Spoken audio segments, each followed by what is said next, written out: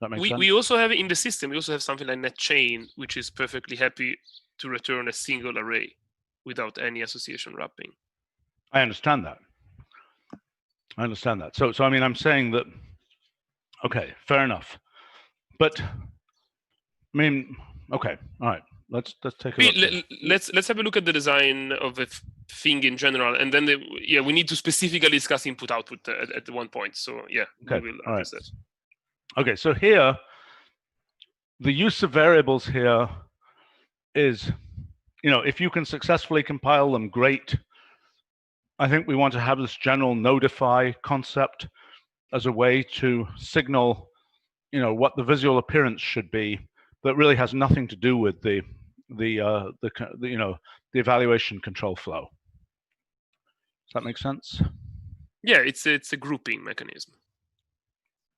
Yes, that's right. I mean, it's something where, what to put in a single node, and by default, probably, I'm not quite sure what the semantics are.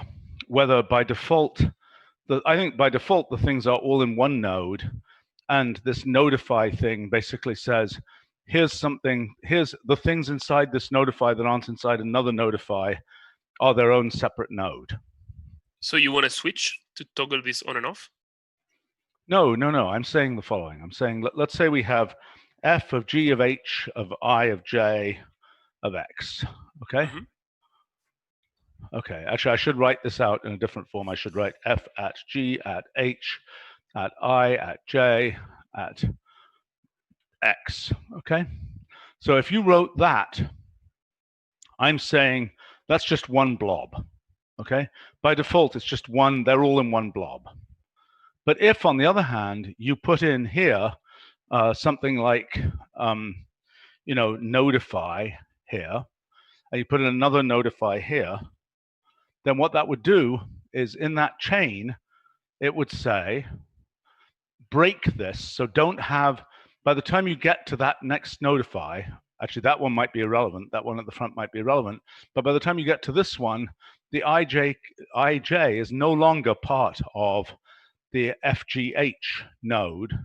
It's its own separate node. But do you like that we do this with set, or you are suggesting that we actually have an explicit wrapper, which is? I'm saying don't do it with set. I mean, you can do it with set if you want to as a convenience, but don't generally require people to use set.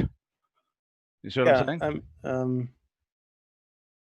Yeah, no, I understand. This is a very complex. I mean, Jerome and I went back a lot of time on the pre-parsing of this thing and post-parsing and expression parsing. One reason why design is useful is to nail down a bit of evaluation semantic of this beast. Well, okay, that's a different issue. But what I'm saying here is that this is just, this is just in terms of the visual display. And the question is, can you write a functional program and have it visually displayed appropriately? And I'm kind of insisting that you be able to do that. And I agree with you that having the variable assignments cause an additional node to be created is a fine and dandy thing, right? I'm just saying have something else that's able to do that as well. Does that make sense? Yeah, that makes sense. Sometimes you might want to group as well. Like, I wondered if when you put a variable assignment, you always want a node. Sorry, if you don't, this is the problem. If you're hacking, variable assignment has nothing to do with making a node. Let's call a spade, right? But you could take the heuristic that variable assignment defines a new node. And the heuristic might not work all the time. So, perhaps we want something, and maybe we shouldn't talk about that design right now, but maybe we want something. I would say that the core idea is some kind of notify, except I don't really like that name. That would be the core thing that defines a node. So you can always get a node here by saying x equals notify. You see what I'm saying? But now whether it by default creates a node when you do x equals, it seems like a reasonable thing to do by default, particularly if there's a way to switch it off. Make sense? Yeah. There's also sometimes where we have to put a node no matter what, right? Like linear layer has to be its own node. It's like that. Well, once you've got a layer object, it has to be its own node. Yeah. Right? I mean, the layer objects aren't... Look, these things, a net function can just be a blob. I mean, a net function with just generic things to compile could just be a blob, but as soon as there's another layer, it's a node. Am I correct? Yeah. And potentially, okay, one thing to understand also is that we potentially be net function inside. That's fine. Yeah. Okay, fine. So I agree that you should have a toggle to show the code and the graph. And that's a UX thing here. Make sense? Yeah. Yep. Okay. There's some questions on our live stream here. Ethan is saying, top priority is net function, fully custom layers, local net train with remote AWS kernel. Let's just understand what we're doing here. So net function we think we're doing. Fully custom layers, that's a story, if I'm not mistaken, with the compiler and so on. Is that right? Is that... Yes. The custom Sorry, layer? I was mute. Yeah, that's the next topic on the agenda. Oh, that's the next topic on this agenda. Yeah. Okay, well, we're in luck there. Okay, local net train with remote AWS kernel. The batch job training on AWS is absolutely an active thing that is in a good state, I think. Have you guys been using it yet? The stuff Jesse has been building? I don't think so, no. Really? Well, you should be. I mean, so that's this whole batch job submit mechanism for Amazon batch jobs. Mm-hmm. You really should try it. You guys should be using it. Yeah. I mean, I think Timothée is somewhat aware. At least well, it's his role in our team to... Okay, so SP here on our live stream is talking about input windowing. Need a general input windowing, e.g. a sparse weight matrix functionality, more flexible than processing than translation invariant convolution layer processing. Oh, I see. So you're saying in the, well, I don't know, does MXNet support that? Do you understand what's being asked for? So instead of being a block, like a block map across, I mean, in this is asking for a more complicated way of sampling, a sparse weight matrix being the thing that you are sampling with in a convolution layer. I don't think we support sparse array. I don't think MXNet supports sparse array. No, Jérôme, Matteo?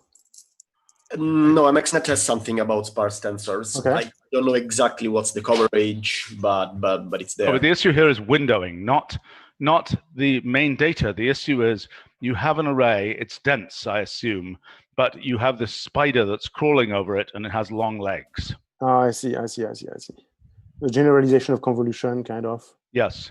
Yeah, well, that's how dilated convolution look like. I mean, well, so let's take that offline and maybe you guys can answer that question. Okay, George is saying, best new functionality will be support for GPUs on Mac OS.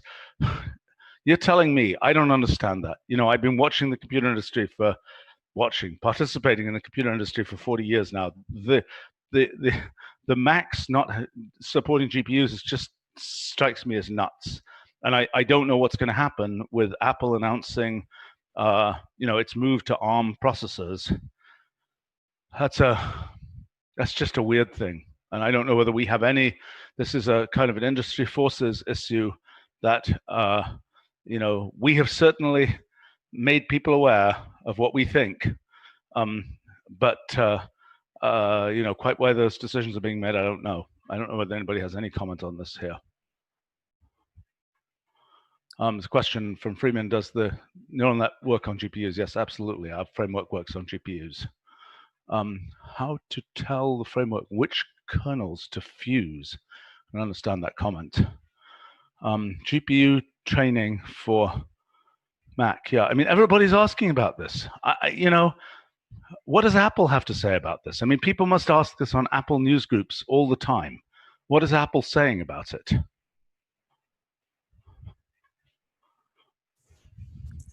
Yeah, I don't know. I don't know exactly, except that.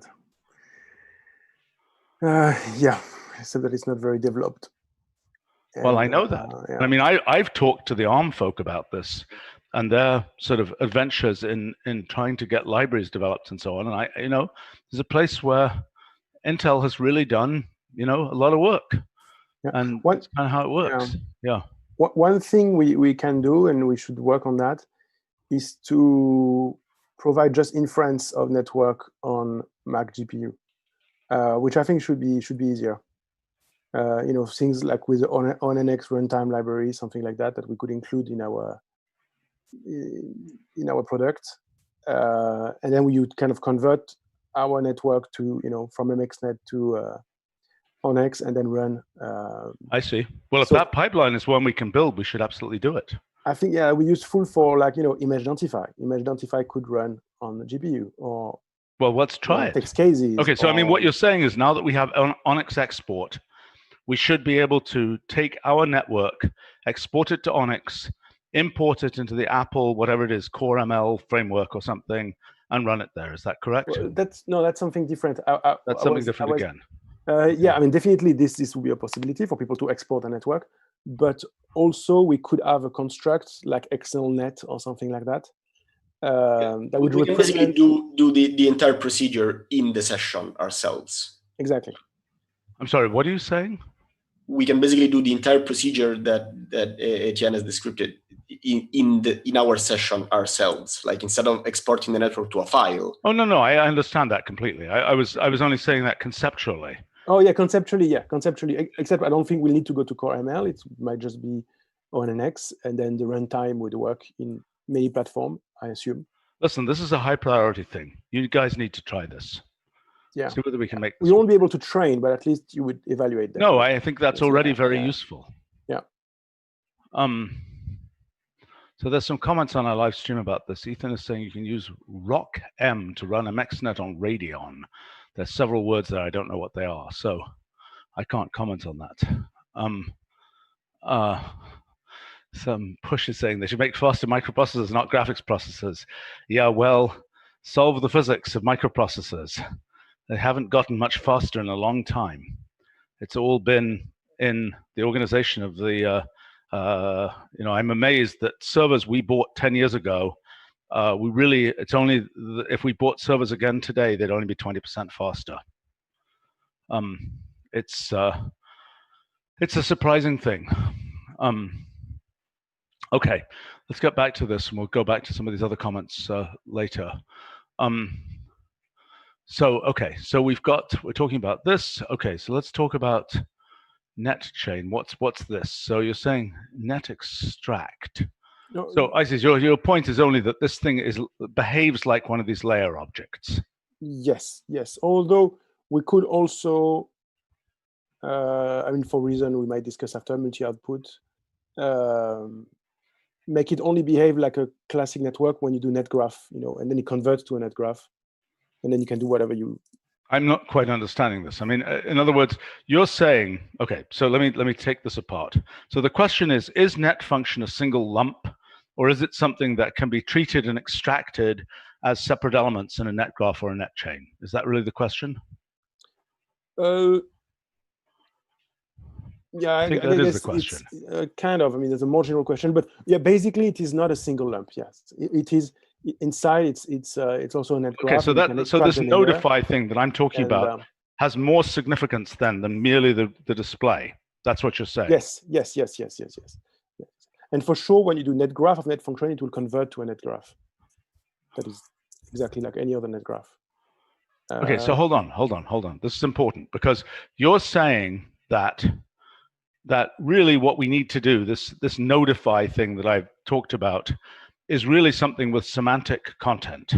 It is something that is defining, and I'm not quite sure then, if that's the case, why you're not just having another net function, why that notify isn't just another nested net function. You see what I'm saying? So in other words, every net function. Actually, yeah, completely. Right. That would make sense. Okay. And I think in this pipeline that I was defining above, while I think there's a generalization of all of this that can be used for arbitrary functional programs to be able to display block diagrams of them, I think for these purposes, one way to achieve that would be just to wrap an internet function here, which I think would just work in this case here, if I'm not mistaken. This would be, if the net function is defined, well, the only issue here is this would have to be a function composition, and then that final application is different. Never mind, I'm sort of talking to myself here. That as far as defining this function, it would have net functions in the stack of things defining that function, right? That function is then the way that's applied to an argument is a little different for an, never mind, it's okay. That's, I'm just dealing with the parentheses of how that works. Did you understand what I was? Yeah, I mean, that's a big question about, is net function working like any other function, or is it wrapping an association in the output? That's a different issue, right? We need to address, okay? And that's the multi-output thing. But what we're basically saying is, this is what the net function, this is the life of a net function, is in defining something like that, which is then going to be applied like this. See what I'm saying? So the net function lives in this functional piece. The application to a final argument is done all together, as opposed to this case here, where if I were to break this here, right, it would do absolutely nothing. It would just, oh, what does that do? That did do something. Now I'm actually, oh yeah, that does the wrong thing, right? Because that has, the innermost thing is a J there. Do you see what I'm saying? It's not exposing itself do you get what I'm saying? Yeah, you need to mix some composition with the application. Right, that's what I'm saying. This is what you're doing, is that's the sequence that corresponds to your net function, not this sequence here. Okay. Yeah, in principle, because net function is a function, yeah, so yeah. Right.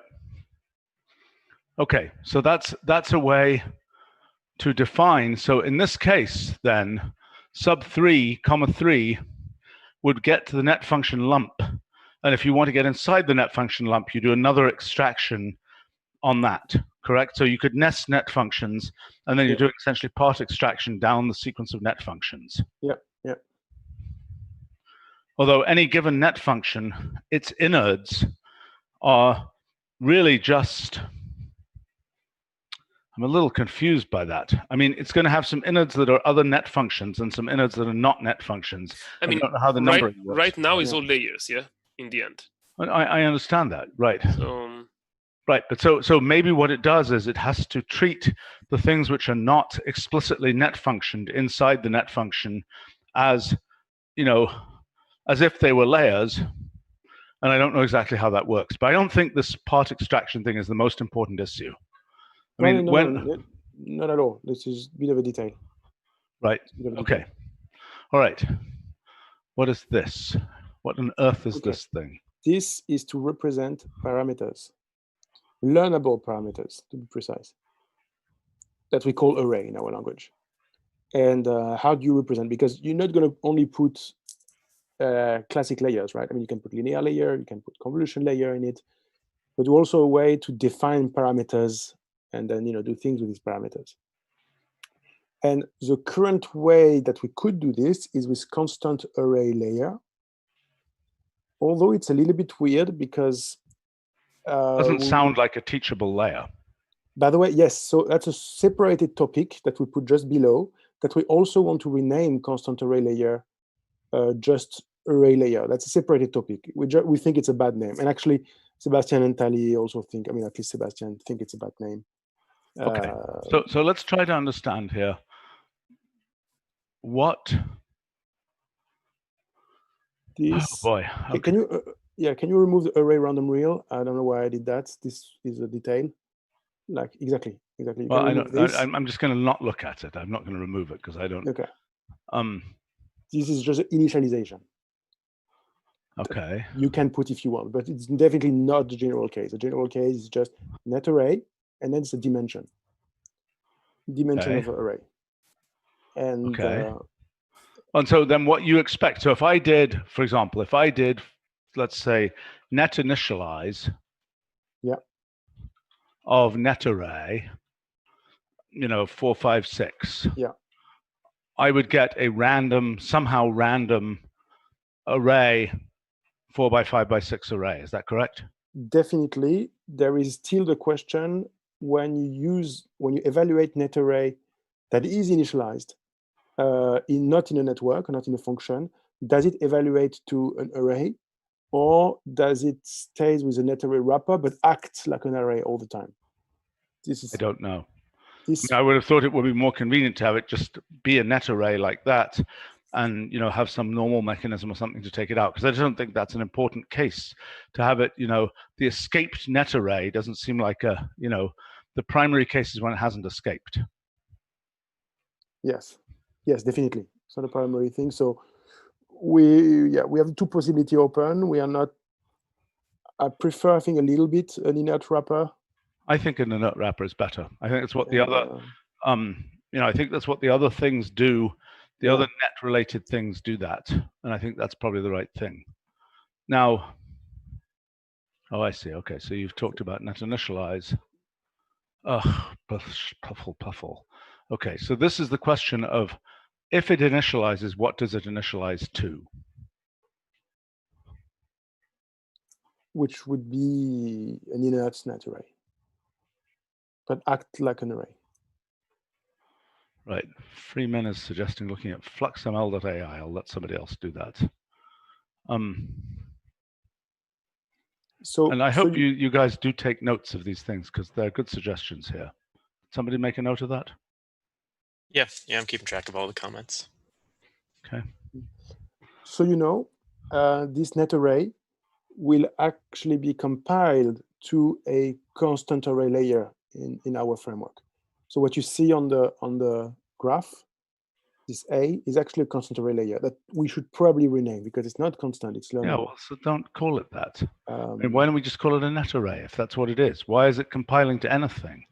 Why don't we just say there's a thing called a net array? That because it's not a layer. This array is not a layer.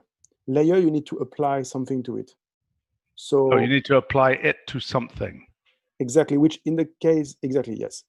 Which in the case of constant array layer is nothing. So the way to... Well, but I understand the nothing. If you say constant array layer, if I'm understanding correctly, if I say constant array layer of 6, and I say net initialize of this, right?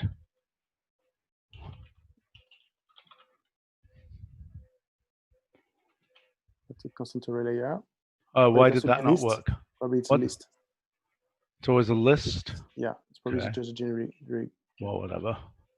Okay, and now I say apply that to nothing. Exactly. This gives an array. Then I'll get an array. So if we don't introduce this new symbol net array, we would have to use in the net function constant array layer of whatever dimension, and then put this empty open close bracket. So what? For what purpose would we have to put that? In other words, then we want to give it, let's say, to a variable, this a value of this array. That then is no, I understand. So this is right. So I agree with you. I think having a net array that isn't a layer, because a layer, as you're pointing out, is a function to be applied to an input array to do something.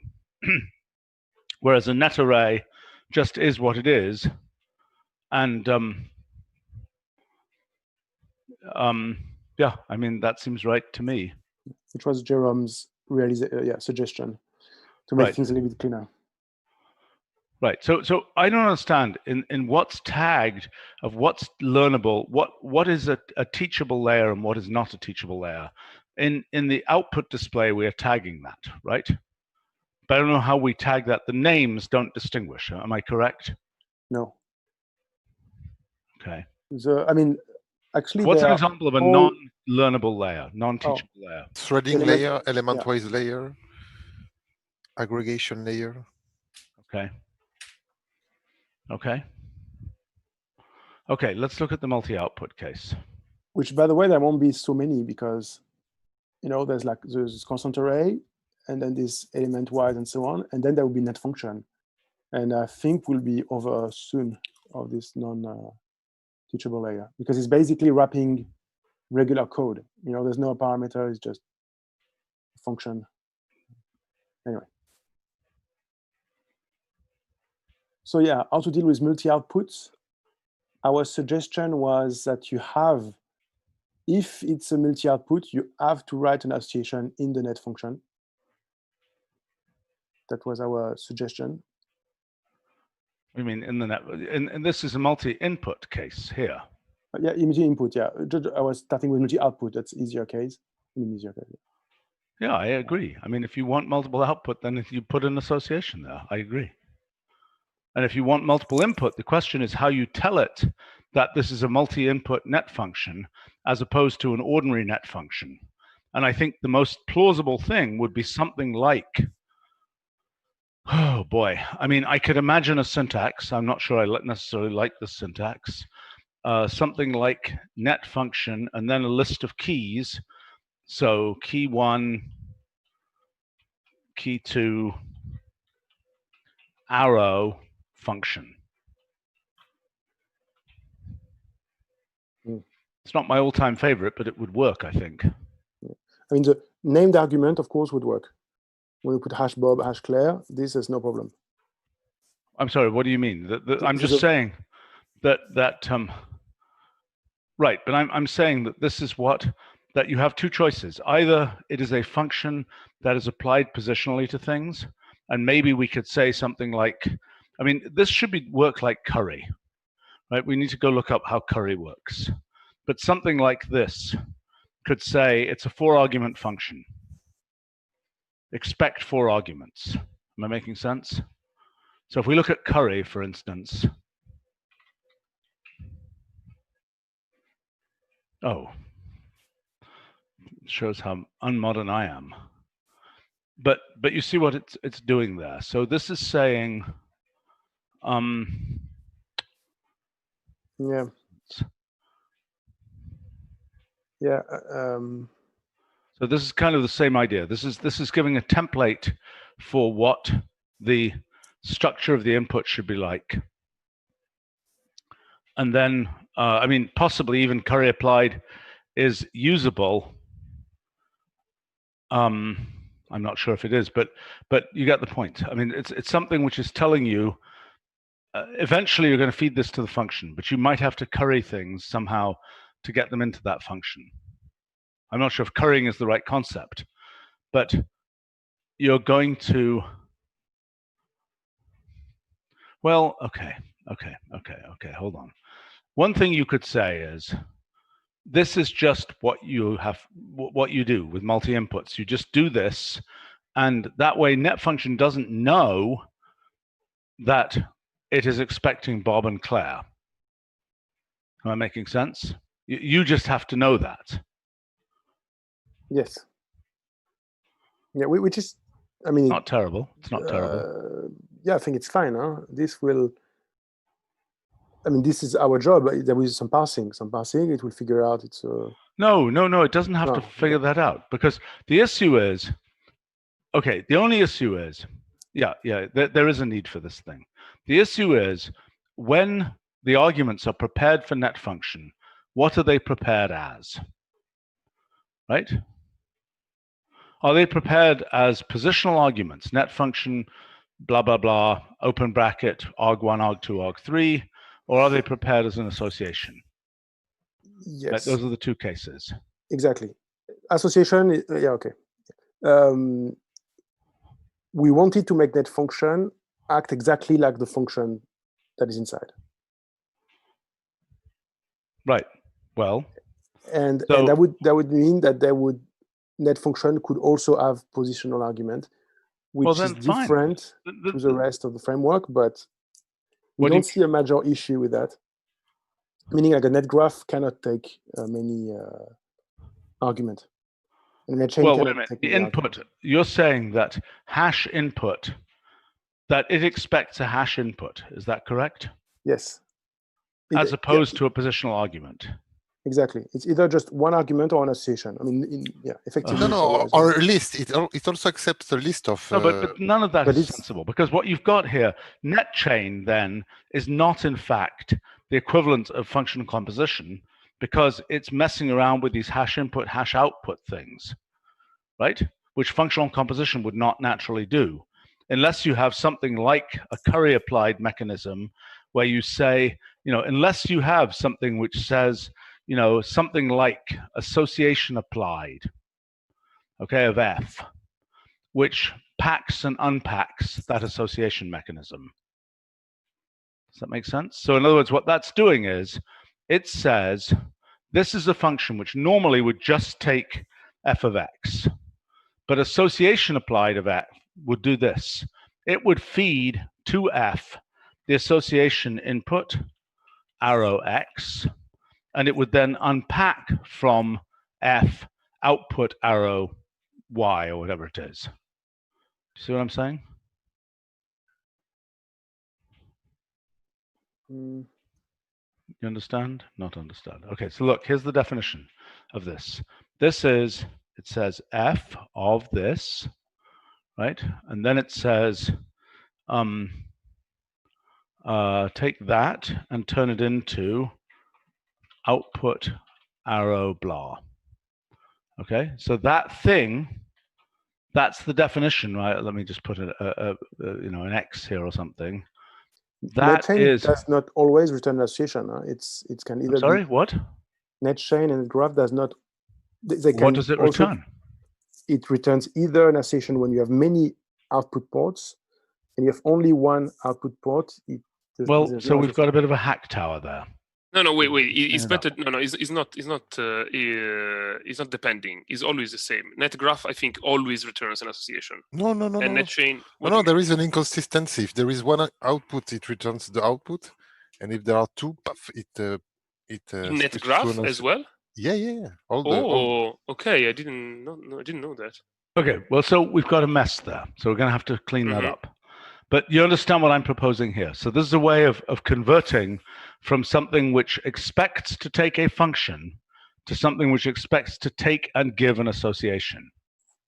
Yeah, except that it probably would be the other way around, right? You would want to give... Well, I don't know. It depends on these other functions. I mean, we've got to clean that up. So, look, what you're telling me is, okay, NetGraph and NetChain, you say, are inconsistent in whether they return associations or just pure expressions. Is that correct? Yes. Wait, NetChain should be safe at least. It cannot have multi-output. No, it can. It will chain the inter-elements, but the first layer can have multi-input, and the last layer, like all the layers are the same. They have to be the same, right? Okay, so listen, we've got a mess. Okay. Right? So in the case of multi-output, so let me ask you a kind of demographic question. Do these networks typically have multi-input, multi-output, or do they mostly have single input, single output? It's half-half, I would say. It depends. It depends. As a whole, maybe you can... No, it really depends. Like if it's in a pipeline, you typically want to return multiple things. Okay. But it really depends on your pipeline. Okay, so let me pull this back again. If we're doing net function with variable names, that's how we deal with multi-input, multi-output, correct? You mean with associations? If we're doing a net function with x equals blah blah blah, that's how we're dealing with multi. I mean, are we in fact allowing? Well, we could allow. But just grouping. Okay. The input is like bar, slot foo, slot bar. That's association input. I understand, but so if you wanted to, so if you want that to return multi-output, you could say list xy equals, if it's positional, right? This is what I really don't like. The fact that this one has an association output and it's very clear that it's returning like named ports. Yeah, but in the middle of this thing, you don't know. You're saying in the middle of this, you can only have single variable like sort of data transport. You can't have, or you could build one of these things. You could say x equals something which is explicitly an association, and then elsewhere in this code, you could you could go into that association. In principle, yes. If you want to create something that has multiport inside, you would do that, yes. Okay. And your compiler will be able to handle that. I don't know if right now, but I remember we discussed so this. Conceptually, we can handle it. Conceptually, yes. Okay. Jerome, do you okay. agree with me on this or not? Yes. Okay. Okay. All right. So let's unwrap this a little bit. So the issue is right now, when we say linear layer, for example, we have a bunch of wacky stuff there where you can give input, you say input arrow such and such, output arrow such and such, where those are named ports to those objects, correct?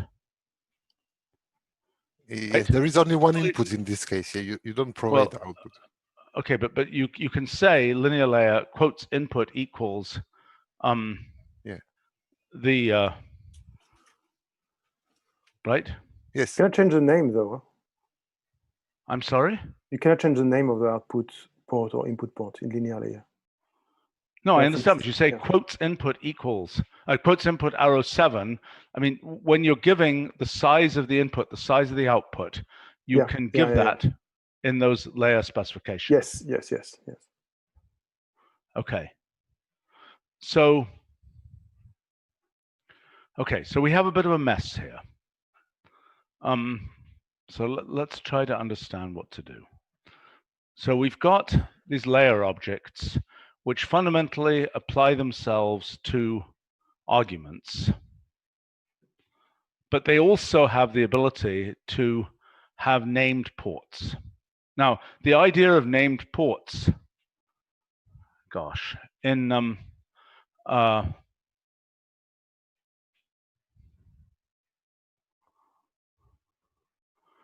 yeah, okay. I mean, Giulio is sending me something here. It's just to have a two, basically. This is a kind of a syntactic sugar that was added at the beginning and is just an example of what you just mentioned. These two works indifferently. Okay. Okay, I understand. So it treats, so the sub-value of element-wise layer treats that as equivalent, somewhat bizarrely. And we could do the same thing with net function. The problem is that the element-wise layer has a single input port named input. And now we enter the realm of freeform, where you could specify a function that takes only one more. I know. That's why I'm suggesting that, rule to specify what it expects, or an association applied mechanism. See what I'm saying? That is a sort of a destructuring headdress, so to speak, for that functional object. Does that make sense? You understand the idea? No, I understand the idea, but I'm trying to figure out like a association applied will. So you just rely in this, because one point of association is that is not is like ideally unordered. You don't care about in which order you have it. Yeah, it doesn't matter. That doesn't matter. But when you want to convert sequential input into association or vice versa, well, you have to specify the order. No, you have to specify the order in which the keys are associated with elements of the list. I'm not sure this is exactly correct, but the main thing you're addressing here is, okay, so the question is, net function, you got three things. You've got net function, net chain, net graph. Okay, so the question is, to what extent is a net function like a net? You've got net model as well. What does net model do with this? That evaluates to a network, so we can forget it for this discussion.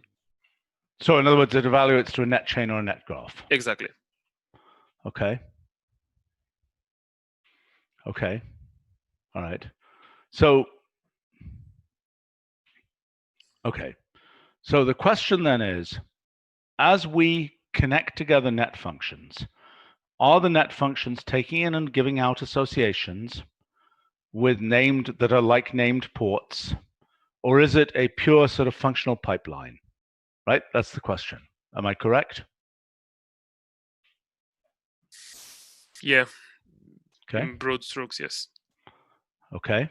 So right now, net chain and net graph have some hackery that they can execute, as do the individual layers. The individual layers have a piece of hackery that allows them to take both an association and a naked expression. Yeah. Okay. Okay, that's going to bite us at some point. I mean, it's biting us now. If you want, if you want to look at it this way. Okay. Well, fine. I mean, that's what. Look, we this is the nature of this design trajectory. Is the goal? What our original design for neural networks was something based on code, but we knew that that was unexecutable 5 years ago. So we built the thing with layers, with kind of these specific blocks. And I'm not at all surprised that there are aspects of that build out that aren't what we want now. And I think we should fundamentally plan to, we should figure out what we want, and then we should figure out how to build the bridge. Okay. So in other words, what is it that we actually want for these things? Do we want every object, net function or whatever, to be on its own honor, so to speak, taking certain structures of inputs and giving certain structures of outputs?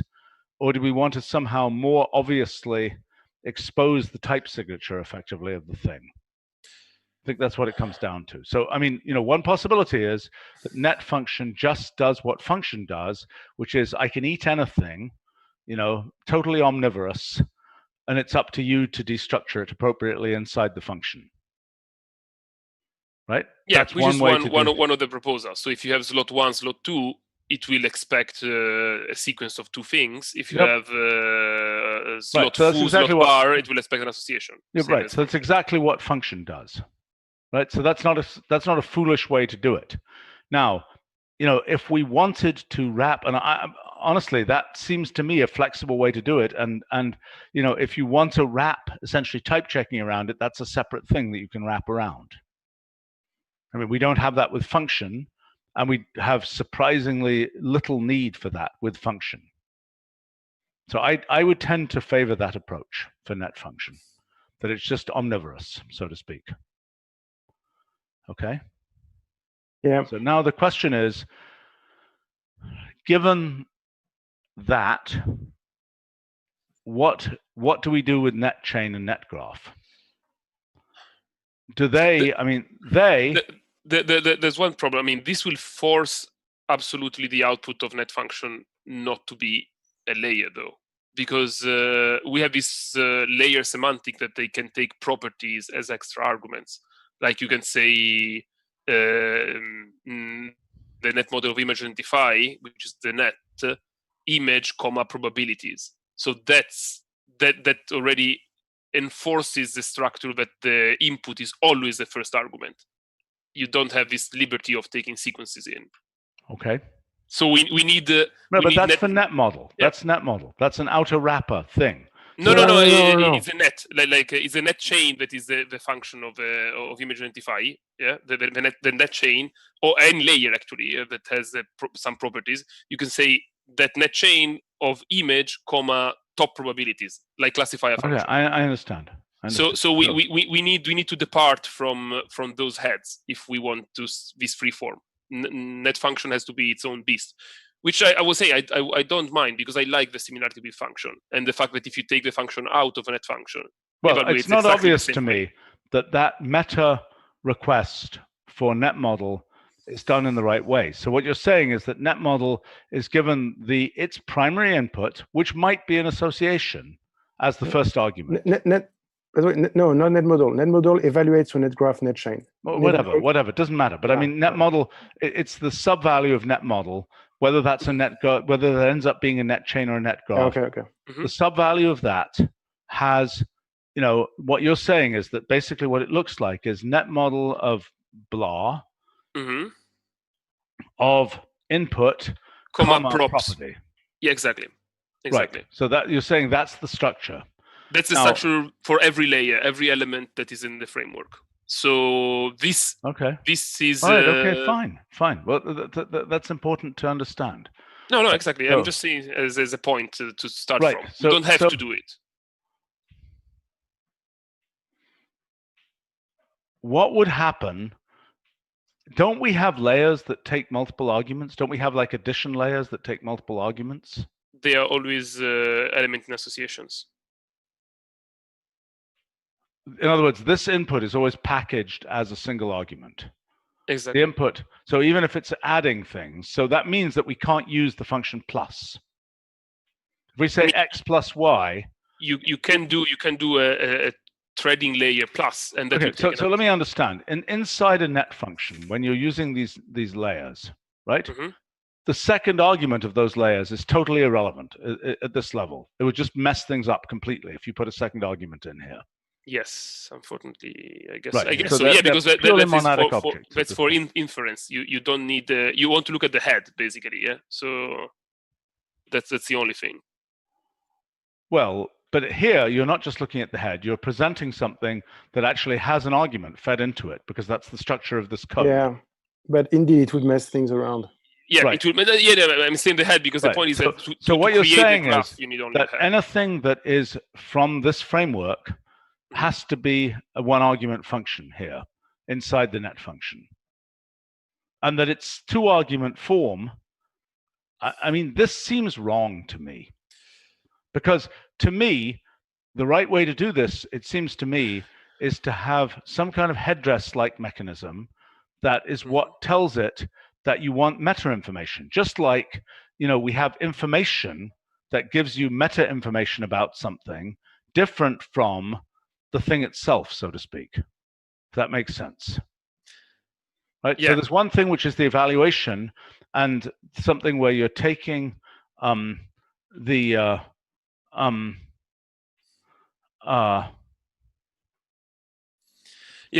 think one of the problems is that it's too freeform, because it's not just information, it's also linked to the evaluation. You can say Bob is talking about Kaggle and so on. Yeah, Kaggle has known about us since the beginning and used us. The fact that if they're not using us right now, that's their decision, not ours. Go on. No, I mean, the point is that you can do like a network of an input and then ask for a specific net port as a property. So this is a very free form. That's one of the problem here. It's and the fact that you ask for a net port as a property is not a static thing. Is a runtime thing, for example. Net port for what? Let's say you have a complicated net graph. You say this is the input, comma, and you ask for the specific output of a sublayer of that graph. Right. So the computation will stop at that point and exit and give you that result. I understand. That's a weird piece of, I mean, that's similar to what I'm asking for with the sort of meta data about, it's similar to saying top probabilities or some such other thing, right? I mean, top probability works because it's a property of the last layer. Yeah. So it's in that case, you evaluate the whole thing and then you do something. Okay. So that's kind of crazy hackery associated with it. Right. So what you're saying is there's a way of reaching into this object and asking for something which isn't. See, here you're asking for this, right? You've got that property, or you've got a net port. Presumably here, instead of this, you could say net port, whatever. Is that correct? Yeah, the net port of layer foo and the port 2, or the port output of. Right. So that's just one of the potential properties that you're asking for at a meta level of the whole network. Yeah. And if you were to ask for that in the innards of the network, the whole thing will fly out of control. Right, so it's a property of the complete network after it has been trained. For the port, we could make it work, right? For the port, we could definitely make it work. Yeah, but it's and connect to the proper port. Yes, but that's not. But you've got then a different mechanism for connecting to the port that isn't the association mechanism for connecting. Yeah, it's a bit weird. Also because this is not static. Again, this is runtime, and then we are mixing stuff at. Is used at runtime with stuff that is right. So to my mind, what we need is, we've got one thing which is layers that are teachable, et cetera, et cetera, et cetera. Then we've got this thing where you are taking the whole network and you're asking for some unusual, some property of it that isn't just run the network and give the result. Right, and that's something which, as you say, might just, affect the last layer. Or it might reach into some named piece of the thing and extract some net port, output. So to my mind, what that needs is something where, okay. So, net model, for example, is a higher level construct. which, by the way, can contain all kinds of meta information in here before it ever gets applied to its actual input. On the other hand, let's see. I mean, sorry, crazy idea. Maybe one problem is the actual layers. Like we don't have this problem with functions, because the function, you either support or not. So what if net function by default doesn't take layer symbols, but just, you know, a layer wrapper that contains all the parameters, and that's it? Then it doesn't have to have a semantic of a layer. You don't have to support second arguments or properties or such. Sorry, I got distracted because I'm being told that I'm 2 meetings late here. Go ahead. Whoops. I don't know if it's, I mean, one idea that was floating around all the time is, why do we need all these symbols for layers? Yeah.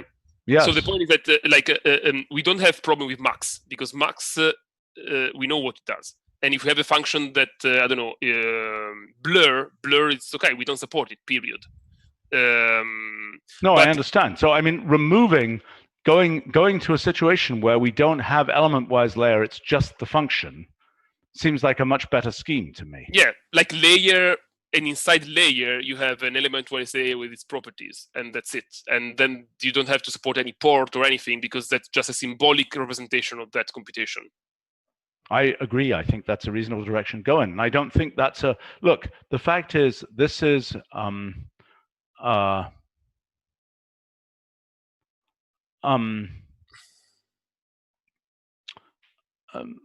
okay. I think the thing we should be thinking about here is, we had an original plan 5 years ago for how we were going to do this. We decided that plan was not executable because of the state, maybe it was more than 5 years ago now, that we decided correctly that that was not executable right now, right? Which is why all these functions are tagged as experimental. Yeah. And we decided to execute 5 years earlier, knowing that that was not the perfect design that we would want. So I think now's the time. Now we're ready to do the design that and we should probably look at the original design documents we had, because they were pretty much along these lines. Let's figure out where we want to go. Figuring out a bridge to the existing framework is not going to be difficult. And, we'll keep the existing layers and things running forever, and people can go on developing with them. It's not a problem. But the question is what we are making available going forward. And I agree with you. I don't see the reason, I'm trying to understand. I mean, by the time we have an LSTM layer and so on, that's doing a very complicated thing, right? And I don't quite understand how that dovetails with something which is a pure piece of code. Or does it? Tell me. No. So you don't understand? I missed the first part of the question. You don't understand what? I mean, it's a piece of code with parameters inside. Yeah. Right. But LSTM layer is a complicated creature with lots of different, inputs and outputs and so on, is it not? Yeah. Yes. Right. So it has to have a whole association worth of inputs, a whole association worth of outputs, right, defined by it, if I'm not mistaken. No, the layer, it has one input and one output, but it has many parameters. And inside there are some... Okay, you have some hidden input and output, huh? Which is the memory. You can expose the state ports, you mean, yeah. Okay. Yeah, there's a state port that is hidden, but you can still access. Okay, so there's a question here for something like this. What would this become? Would this become, in the model where there isn't a layer object, it's just a function, what does this function do? And remember, some functions, like the max function, is not trainable. Other functions are trainable. How do we represent that difference? I mean, I would like to represent in the code that we have, right? In a piece of code here, I'd like to know which things here are trainable, in this case, the linear layer, right? But all these things here are not trainable. You don't get to train the tanch function. Am I making sense? Yeah, and this is why it could be a wrapper. What could be a wrapper? Like what identifies the trainable thing, it's a single symbol that contains well, what is trainable? The fact is, what's trainable could be, it is a, what does trainability mean? It means there is a a function that has parameters, basically, and those parameters are trainable. Mhm. It has internal state that is trainable. Yeah. Okay. So I agree with you. I think that we need something which is a generic, thing that says, trainable something or other. I mean, what is a linear layer? If you were going to write a linear layer out you could simply say, we could imagine something which has a trainable array. And our linear layer could just be... Which is exactly what net array is, exactly. Right, but so linear layer could just be trainable array of blah plus trainable array of blah. Exactly. If I'm not mistaken. Exactly. Yeah. And there might be a shorthand for writing that, but fundamentally that's what it is. Yeah. I mean, there's also a great deal of optimization, but yes. Right. But I mean, so if we did that, then this whole function would be, you'd train it, its trainable array would get set, then the whole function would run through with the trainable array trained. Now, sometimes you might want to extract that trainable array on its own from this function, and there would have to be a mechanism for doing that. But basically, this would clarify what on earth is going on in this code if it just looked like this. Which is exactly what MXNet is doing, I think. Jerome, is it correct? That you have arrays that get trained. Yeah, those are designed, yeah. But I like the name trainable array, yeah. This is explicit. Right. Yeah. But now, okay, so then... But we absolutely need some strings or something that maps to the optimized operations, because do we want to... Fine. Who cares? Yeah, that's easy. Yeah. That's the easy thing to achieve. Right. I mean, so the thing is, though, that if I'm not mistaken,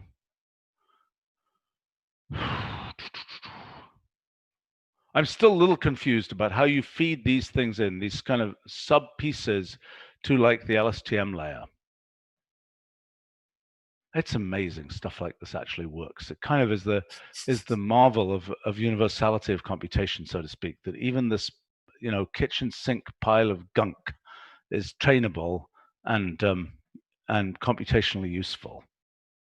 Anyway, sorry.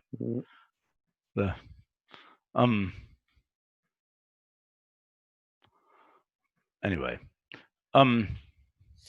No, I know what you mean. I mean, step 0 would be basically to have something that looks very much like the current layers, just without the clunkiness of the different symbols. But step 1 could be to rethink a bit about this whole... Why don't we think about this direction? Why don't we think about the idea of having a, something called net layer, which says, element wise or whatever it is, and has... something like this, and which could take, or even maybe net function could take string names as its instead of an explicit form of function. I'm not sure. But let's try and think about doing it this way, and think about what's needed to access the relevant pieces inside, whether this is some notify function that gives a named piece inside here, right? That you're able to access with netport. Actually, now that you said that, net layer is just net function with the default setting. Yeah. I mean, net layer linear is a customized, optimized net function. Yeah, it could equally well be net function of linear like that. Yeah. I mean, like semantically, they're not that different. No. That would be the idea. But so the other thing I was saying was that if you want to be able to extract an innards from a net function, right? That there's a question of how you tag something in its innards so that in the net function, I mean, so what we're asking for is normally you take a net function, you apply it to data, and it gives output, right? That's its basic mode of operation. But now what you're asking for is two things you're asking for. You're asking to be able to reach inside the net function for essentially debugging purposes and be able to pull something out. The net extract, that's what we use currently. So on linear layer, you can extract arrays. Ethan is saying, don't overcomplicate things. Don't worry. It will be much simpler. You start complicated and you end simple. Yeah. It will be much simpler. his modeling says he likes PyTorch. Again, I hope you guys can tell me how, what has been figured out elsewhere. Well, the one thing that has been figured out is that for many networks, it's nicer to write them as a program, which is which is what we were going to do 5 years ago. I mean, at the time, the only thing available was these blocks, essentially. Yeah.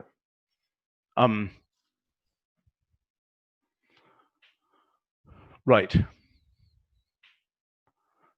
Yeah. Well, so the problem is, okay, so people are talking about TensorFlow and so, again, I'm not the expert in everybody else's framework. I just try and design ours. But it is my impression that those things are much lower level than what we have, and pretty painful to use because they don't automatically figure out sizes of things and all those kinds of things. And that's what we've managed to do nice and efficiently. But what we're saying here is that we think we can generalize that to being able to take these programs and figure that stuff out for a program rather than figuring it out just in terms of these blocks. So, again, let's repeat here that the issue is we've got this. There are two things we want to be able to achieve in addition. One is reaching inside for quotes debugging, because it's not something you can do in a typical program. I mean, if I give you a typical program and say, I want to put a tap in this place in the program, how do I do that? Well, the answer is I have to actually expose it somehow by changing the code. Now, what we want to do, the reason we don't want to do that here is because the training step has already been done. Right, so that's the only reason we wouldn't do, essentially put an echo in there. Am I making sense? If we had, do you understand what I'm saying? Yeah, Jérôme had an idea about echo, that you could use echo and I would create an extra port. And I think he implemented that actually. Yeah, okay, fine, dandy, but that's at training time, right? The whole point is you are handed a network, right? And it is cheap to go in and say, let me put a tap inside this network. It's a bunch of, it's a tangle of wires, and you're putting a crocodile clip on one piece of it, right? And that's cheap to do. Whereas in an ordinary function in the language, you can just put an echo in and you rerun the function and it's all good. And there's no giant training time or compilation time associated with preparing that function. Do you see what I'm saying? Whereas here, you could have spent 1,000 hours of training time. You don't want to retrain it with a new piece of code that has the word echo in it. Am I making sense? Yeah. Okay. Right. Yeah. You need to add to a train network. Yeah. Right. That's the whole point. That's why we can't use the same mechanism that we use elsewhere in the system. Right. Because elsewhere in the system, all we would do if we wanted to put a sort of tap on this ramp, we would just say echo that ramp and it would tell us those results, or we would say set some external variable and we just rerun this and it's all good, right? And this can be done with a property. This can be done with a property to say I want to. I mean, no, that's what it's doing right now. It has this net port mechanism, right? That's the point I'm making. That's the reason we can't do it. The most natural way in our language would be to just go and change the code, right? To say now I want that port. Well. Right? We could imagine that you put an echo on the code and that keep the train network and figure out where the echo is. And it's possible. And I have to say I'm somewhat favorable to that, because I think that the idea of being able to point with your finger at that cosine X thing in there is going to be very difficult. In other words, from outside the network, once it's been trained in this code-based way, it's like, oh, I want the nth part of this thing. It's going to be a total mess. So it would actually be better to be able to, if there was a way to do it, to take the code, actually modify the code to put in whatever you want to make that, to expose that port. And implementationally, I can see all kinds of funky ways to do it with hash tables and things like this to keep a hash of what you've already trained and not have to retrain it. I'm not sure if that makes sense. But the thing that is difficult is given this net function from the outside, point to that cosine. Do you get what I'm saying? It's very straightforward when Yeah. you're looking at the code to point to it. It's very unstraightforward if you're from outside this thing saying, well, I want the net port to be the part 7,3,6 thing inside that piece of code. It seems very fragile. Mm-hmm. I mean,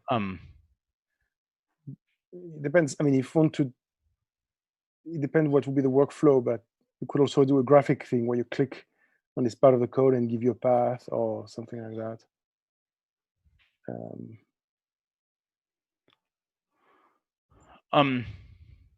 Like in dataset, you can click right and you get the or even syntax. in NetGraph, you can click on parts and get the path. Yeah. Okay. Fair enough. Fair enough. Okay. So that's an approach. That's a fallback approach. But yeah, I mean, the point is that net function linear will have some internal arrays that have weights biases that are predefined. So it's like, how do we generalize it for net function? That but even that's not relevant. I mean, that's not relevant. What you're asking for is how. Okay, so what you're suggesting is that the UX is you look at the code, you right click on something that tells you the path to the thing, you put that in, and it's possible. It's possible. Or you have predefined it with a wrapper inside, which says, net name or something, whatever, that's not the right word, but net tap, something like that. And then, there's a named tap here, tap 1 or something. Yeah, I was thinking about that. Name collision is going to be a mess. What if you already have another one inside with net? Tough luck. Then it's going to go wrong. Then it's going to give an error. Yeah, okay, we could fail if we cannot resolve it. Yeah. Right. I mean, this is, what we're dealing with here is, talking about code. The good news is we got a symbolic language where we can talk about code. The bad news is it's code. Code is intended to do things. It's not intended to be talked about. And anyway. So look, it seems to me this is one problem. The other problem is the question of how to get things that aren't just the output, a property here, right? That's the other issue, which you've been addressing, right? And the point is that, I mean, insofar as we're going to something where we're not talking about these layers internally, we don't have this wacky thing where you could ask for the property but it would blow up if you did. Am I making sense? Yeah. I mean, to me, the correct way to do this with the property is a headdress of some kind, right? The correct way to do this is to say, something like net property. I mean, this is an ugly syntax, but net property of, top probabilities or something of data. You see what I'm saying? I mean, that would be the clean semantic way to do it. Because what you want is not, in fact, net function applied to data, which just gives output, but this meta thing applied. Yeah, I mean, one advantage of this is that if you evaluate the head alone, it could already tell you that it doesn't exist or something like that. What do you mean? If net function linear does not support top probabilities, you don't need the data to know it. You already know it. Well, yes, the net probability, the net property thing could just fail out. Exactly. In that case, even without that sub-value thing. But I think this is the semantically correct way to do this. Now, we might have some sugar that makes it slightly simpler, but I think that's the correct way to do it. Yeah, except that's way less nice than just a second argument. I don't care. I mean, it doesn't matter. I mean, we can. That's not the thing we're trying to solve. The first thing we need to solve is what is the full structure that we want. Then we can figure out. I mean, if this is like an entity, it could be another sub-value. Yeah, net function applied on top probabilities applied on data. That's very similar to like net property entity comma property is also entity applied on property. Yes, it could do that. That's okay. There are a variety of syntactic things, but the most important thing to understand is what is the underlying structure, and this seems to be the right underlying structure to me. So okay, let's just review for a second, and I've got to go. I'm now 2.5 meetings late. Okay, so we've got this idea of the low-level trainable array. We've got this idea of the net function with possibly named functions in there that correspond to our existing layers. We've got this meta idea here. And we've got an idea as yet rather undefined for doing general functional programming with the indication of what gets made as a block in the block diagram. We've also got, we're failing to get to things like compiled layer, which I'm sure is very lovely. Oh, that looks very nice. That's for another time. We've already talked about this. We already talked about this. Yeah, but we didn't finish. Actually, it might be confusing with array reduce, which we talk a lot. Broad King, we talk a little bit, but we talked a bit about this, and it was very nice. What we figured out here was really nice. Yeah, but so the new thing is what would be the second argument to specify the convention, and we had an idea of putting a level spec. So one would be basically indicates. Let's not. We're not going to be able to solve this right now. This is a more complicated story. Yeah. Okay. All right. By the way, for people on live stream, a little less than an hour, I'm doing a completely different thing. I'm doing a science and technology Q&A for kids and others. Don't ask about net functions there. Wrong topic. Something recreational for me, at least. Okay, all right. Well, we're making good progress here. Let me make sure I send you this notebook because this isn't stored in the usual place. Good. Okay, thanks a lot. So to be continued.